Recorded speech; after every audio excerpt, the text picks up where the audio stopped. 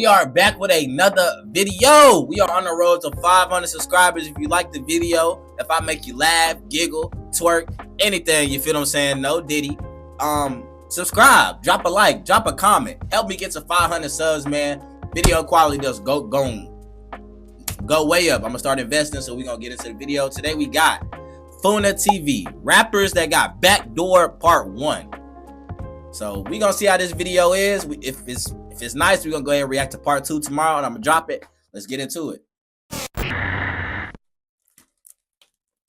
Be mindful of the company you keep, especially when you have something to lose.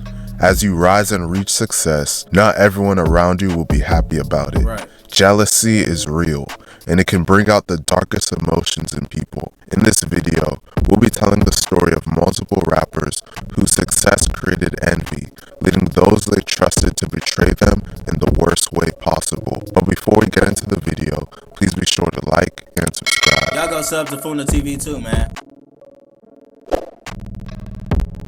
Lil Snoop, I've heard of him. When he in Chicago? Lil Snoop, real name of Darren Ross, was a rapper from Jonesboro, Louisiana. He had a rough and unstable upbringing in an area surrounded by poverty and violence. He grew up in a single-parent household with his mother, as his father was incarcerated for most of his life. With this instability, it's no surprise that it would have an effect on him. According to his mother, Snoop struggled in school and was expelled 3 different times for behavioral issues. Additionally, in his music, he frequently alludes to the time he spent in juvenile detention. Despite the adversity he faced, Snoop didn't let it stop him from pursuing his dreams. He started his rap career, and in 2012, he released his debut project called 16 and Runnin', the mixtape. As he kept displaying his talent to the world, he would eventually get discovered by higher-ups in the music industry. That same year, famous Philadelphia rapper Meek Mill held a concert at Grambling University. I ain't gonna lie to you, Meek Mill done lost respect for me. That audio I heard of you getting your back blasted by Diddy, gang, I don't want to hear shit from Meek Mill. I ain't gonna lie to you. In Louisiana. After the show, Snoop walked up to Meek's car window as he was leaving and gave him his mixtape. Meek listened to the music and was impressed, and eventually signed Snoop to his Dream Chasers record label. That's real though. From there, Meek took Snoop under his wing, and his career began to take off. His next mixtape, titled RNIC, featured collaborations from well-known artists such as Meek Mill, DJ Khaled, Trey the Truth, Currency, and Big Papa. Lil Snoop was well on his way to rap superstardom until his life was sadly cut short by his own close friend following a petty argument. On June 20th, 2013, Lil Snoop was at a... Damn, so he ain't even been rapping a year? He might have been a little over a year when he got killed? He started in 2012, he died in 2013. That's sad as hell. House in Winfield, Louisiana, with 2 friends named Tony Holden and Lil E, real name Edric Stewart. They were playing NBA 2K and decided to place a wager on the game. Lil Snoop was allegedly winning the game, and this led to an argument. In the heat of an argument, someone pulled out a gun and shot Snoop multiple times in the chest. Nigga, you shot your homie in the chest and killed him because he was tapping your shit in 2K? You can't be serious. He would tragically be pronounced dead. Wow. Just 18 years old. 18? In the beginning, it was believed that Tony Holden, age 36, was the one that shot and killed Snoop. Wow. In the days following the murder, Tony was arrested and charged with not only first-degree murder, but also armed robbery and illegal possession of a firearm by a convicted felon. So that charge with armed robbery, that means that after he shot him and killed him, he went in his pockets. That's sick as hell.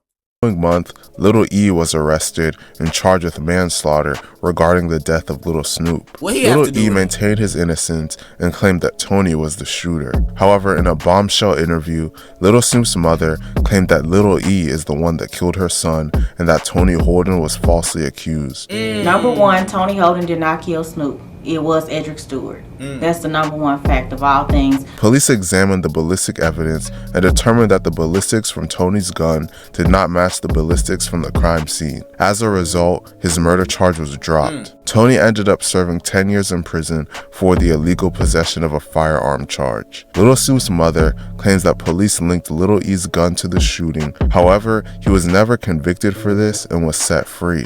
Snoop's mom claims that corrupt police... What? He's still out on the street now? That don't make sense. So if y'all know for a fact that old dude y'all locked up didn't do it, and it was only 3 people in the house, one of them dead, so that only leaves 1 person, and y'all didn't convict him? Officers are preventing the case from moving forward. What? To this day, Snoop's murder remains unsolved, even though the police know the last 2 people that were with him. We know who killed him. That's crazy. They have DNA and what is it, ballistics from the gun showing that it was his gun and he was there and they didn't lock him up. That's crazy. Uber Eats is delivering more deals so you can get more food to watch more basketball. Right now. Or with him when he died. Channel 5 J-Dub.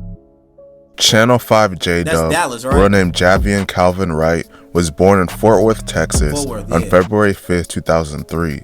He was from an area of Fort Worth called Stop 6. J-Dub was a blood and a member of a crew called Ape Gang, standing for Apply Pressure Every Time. Ape Gang started when J-Dub was in the 6th grade, so he's an original member. Ape Gang beefs with the whole south side of Fort Worth, but they especially beef with the crew called YTN Murder Gang. J-Dub first started rapping in 2nd grade, but he didn't make music officially until 2019. His first song was called Leg Shot, and he made it after he got shot in the leg. In the song, he taunts his ops for not having aim and shooting him in his leg instead of his head. You little niggas gotta do better. I don't understand why they do that though. So you know these niggas mean what they say because they did shoot you, and you saying you should have gotten shot in the head and died? So you want to die. This nigga's taunting the people that shot him and said, you should have hit me in the head, not the leg? This is like a sickness. Hit me in the head, shoot better. You niggas ain't got no aim. Shortly after the... Hold on, that bitch kind of bumping though. I'm part of the problem. Shit, hold on. Aim and shooting him in his leg instead of his head. You little niggas gotta do better. Hit me in the head, shoot better. You niggas ain't got no aim. Shortly after this incident, J-Dub got locked up for 4 months. While he was in jail, his music started to gain popularity. J-Dub was wild and wouldn't tolerate anything he perceived as disrespect. He was known to have been allegedly involved in various shootings and robberies throughout Fort Worth. He said in an interview that his name was Channel 5 J-Dub. That ain't good to be known for that though. Fort Worth ain't that big. Because he and his crew put their ops on the news. J-Dub's rising fame and life in the streets will ultimately come to an end by the hand of a friend. On February 24, 2020, J-Dub was found in the front yard of a home on the city's south side at around 6:30 a.m. with a gunshot wound to the head. He would be officially pronounced dead 1 day later on February 25, 2020 at just 17 years old. J-Dub was wearing a mask, black gloves, and was lying near a rifle when the police arrived. Damn. So that probably mean that he was getting ready to go on a hit with somebody else, and whoever it was killed him in the back. I don't know if it was in the back of the head. They just said in the head, but I'm assuming it's in the back of the head. So he got his gloves on, mask on. He probably ready to go on the mission, and dude killed him. That's crazy. In a shocking turn of events, one of J-Dub's own friends, a 19-year-old named David Garcia, would be charged with his murder. It is believed that J-Dub and other members of his crew were allegedly shooting up a house in 4E Murder Gang territory when David accidentally shot him in the head. However, other theories surrounding J-Dub's death have been circulating on the internet. There are some people out there that believe that this... Wait, so how he end up in the grass though? That would make sense, but that's still bad on their part. Because if y'all doing a drill, so that kind of makes sense. So they was already on a hit. They was shooting up a nigga house and they hit dude in the head. So what, they pushed him out the car and just left him in the grass? wasn't an accident and that J10 was actually backdoored by his people. Probably the was. motive behind J10's death backdoor. has not been officially confirmed, but it's known that his friends were responsible. Rod K. Rod K, real name Gerard Bell, was a rapper from Jacksonville, Florida. He was a member of a set called Vontaeland, which is closely affiliated with the gang 6 Block, made famous by the rapper Fulio. Vontaeland is involved in a deadly war with other Jacksonville gangs, such as Sherwood/00, Head First, ATK, made famous by the rapper Young and Ace, NHG, made famous by the rapper Queso, and 1200. God damn, that's 6 different gangs? Y'all got a lot of ops out there. Jacksonville ain't that big neither. Made famous by the rappers J. Breezy, Spinna Benz, and Lil Papa. Rod K eventually started rapping about the life he was living in the streets. He didn't get a chance to release many songs, but purely from a talent standpoint, he might be the best rapper to come out of Jacksonville. Sadly, Rod would lose his life before getting the chance to have a fruitful rap career. The day before Rod K's death, a close friend of his and member of 6 Block named Spaz 2 Times was shot and killed. Spaz was killed at the Hilltop Village Apartments, which is the hood that 6 Block members are known to reside from. It's rumored that someone living in Hilltop allegedly dropped Spaz's location to members of 1200, leading to them killing him. Once members of Vontaeland and 6 Block found out what happened, they would seek retaliation. The next day, on November 20th, 2020, Rod and other members allegedly went to Hilltop to kill the person that set up Spaz 2 Times. Once they saw the person, a shootout ensued. The drill went wrong and Rod K was shot multiple times. Ooh, damn. So they dropped the low on somebody in his complex, dropped the low on one of his homies. He died.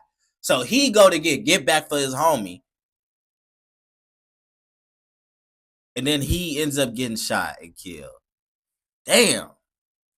In the aftermath, rather than take him to the hospital to give him the best chance to survive, Rod's friends abandoned him and left him in the car to die. Wow. His friends most likely abandoned him out of fear of being arrested. Police would arrive and Rod K would be pronounced dead at the scene at just 22 years old. Damn. No one has ever been arrested or charged with his murder. It's crazy how easy it is for people to switch up on their own friends. But I mean, if they know who was in the car, then they should have got charged with his murder. But that's the topic for another day. RP to Little Snoop, Channel 5 J-Dub, and Rod K. For real, Let me know what you guys think about this situation. And if you want a part 2 in the comment section, then please be sure. Hey, man. It's crazy, but it's sad at the same time because all of that could have been avoided. They was all kids, bro. I'm 22. I couldn't imagine getting shot down in a car like that, getting left, and that's how I go, bro. Like, I understand some people just get put in a situation where they just in the streets, but if you can stay out the streets, bro, get you a fucking job. Bro, that shit is not, man. Man, that's sad, bro.